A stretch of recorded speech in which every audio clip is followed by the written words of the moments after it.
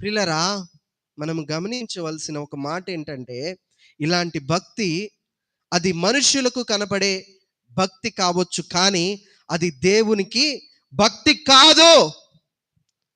అది గొప్ప తిరుగుబాటు. ఈ తిరుగుబాటు అనేది కనిపించేది కాదు. మన హృదయములో దేవుణ్ణి బాధపరిచేది ఈ తిరుగుబాటు.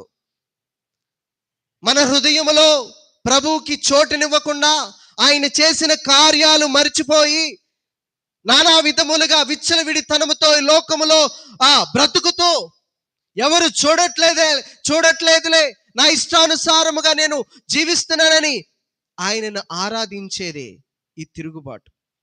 ప్రియులారా, మనల్ని మనము పరిశీలన చేసుకుంటే ఈ యొక్క భక్తిని మెయిన్గా 3 పాయింట్స్లో బైబిల్ తెలియపరుస్తూ ఉంటుందండి.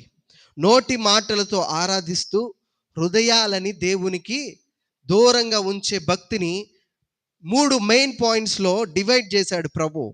మొట్టమొదటి పాయింట్ ఏంటంటే, ఎలాంటి భక్తి అని దీనికి పేరంటే స్వార్థపూరితమైన భక్తి. ఈ పాయింట్స్ నేను వివరిస్తూ ఉంటానండి.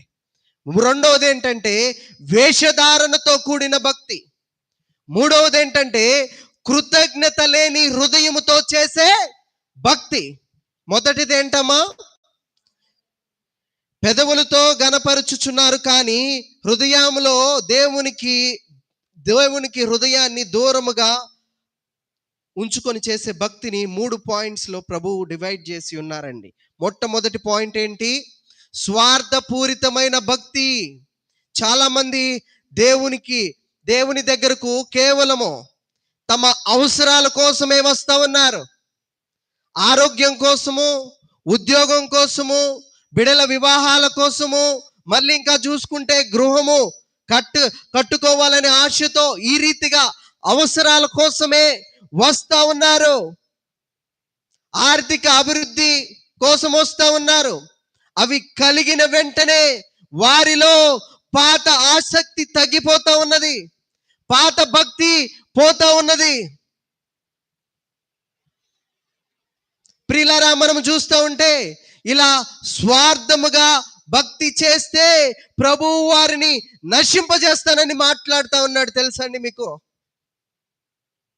స్వార్థముగా చేస్తూ ఉంటాం. పెదవులతో మాత్రమే దేవుని గణపరుస్తా, నోటి మాటతోనే దేవుని దగ్గరికి వస్తా, మన హృదయాన్ని దేవునికి దూరముగా పెడతా ఉన్నామండి. ఆ హృదయాన్ని దేవునికి దగ్గరగా చేస్తే మనది స్వార్థపూరితమైన భక్తి కాదు, నిస్వార్థమైన భక్తిగా ఉంటది. ఆ హృదయాన్ని మనం ఎప్పుడైతే దేవునికి దూరంగా ఉంచుతామో స్వార్థపూరితమైన భక్తిని మనం చేస్తూ ఉంటామని ప్రభు మాట్లాడుతూ ఉన్నాడు. ఈ రీతిగా బైబిల్ గ్రంథములో కొంతమంది చేశారండి. వారి పరిస్థితులు ఏ రీతిగా ఉంటుందో నేను మీకు వివరిస్తాను. ఈ స్వార్థపూరితమైన భక్తి చేశారు ఇశ్రాయేలీలు. వారెవరో కాదు, ఇశ్రాయేలీలు. ఈ యొక్క ఇశ్రాయేలీలు అబ్రహాము సంతానం అండి. అబ్రహాము, ఇస్సాకు, యాకోబులకు ఇచ్చిన సంతానము ఈ ఇశ్రాయేలీలు. ఇస్సాకు దాకా, యోసేపు దాకా వీరందరూ బహుగా ఆశీర్వదింపబడ్డారు. దేవునికి ఎంతగానో తమ యొక్క హృదయాన్ని దగ్గరగా చేసుకొని దేవుడు గణపరిచే భక్తిని చేశారు నిస్వార్థముగా. యోసేపు తర్వాత తరము వచ్చేసరికి ఐగుప్తిలో బానిసత్వముగా శ్రమలలో ఉన్నారండి. మనము కూడా శ్రమలలో ఉన్నప్పుడే దేవుని దగ్గరికి వస్తాం కదండి, అవునా కదా?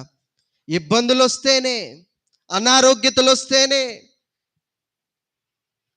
ఆర్థిక బాధలు వస్తేనే ఈ రీతిగా దేవుడి దగ్గరికి వస్తాం. ఈ యొక్క అబ్రహాము సంతానము, ఇస్సాకు సంతానము, యాకోబు సంతానమైన ఇశ్రాయేలీలు అప్పుడు దాకా బానే ఉన్నారు. యోసేపు తర్వాత ఐగుప్తి, ఇప్పుడు ఈజిప్ట్ అని పిలువబడుతుంది, అప్పటిలో అగ్రరాజ్యం. ఇప్పుడు అగ్రరాజ్యం ఏంటి? అమెరికా.